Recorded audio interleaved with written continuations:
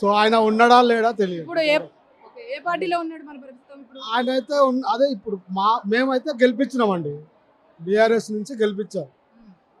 గెలిపించిన ఒక సంవత్సరం దాకా వచ్చాడు. దాని తర్వాత ఇక మరి రాలేదు. ఇప్పుడు ఉన్నాడా లేడా తెలియదు. సో ఇప్పుడు అన్ని పనులు ఆగిపోయాయి.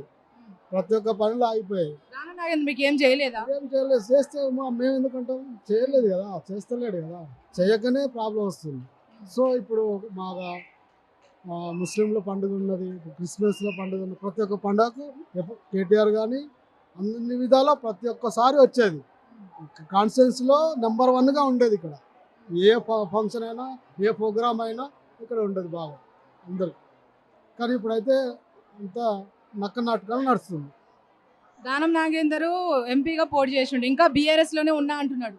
బీఆర్ఎస్లో ఉన్నా అంటున్నాడు అండి. ఉంటే మరి రావాలి కదా పబ్లిక్కి. ఇప్పుడు ఇలాంటి ప్రోగ్రామ్, ఇది పబ్లిక్ ప్రోగ్రామే కదా, పబ్లిక్లోకి రావాలి కదా. రాకుండా ఎక్కడ ఉంటే నేను బీఆర్ఎస్లో ఉన్నా అంటే కండవా వేసుకుంటావు, ఎంపీ టికెట్ పబ్లిక్లో తిరుగుతావు, పోటీ చేస్తారు. ఇప్పుడు ప్రజలకు రావాలంటే రాడు.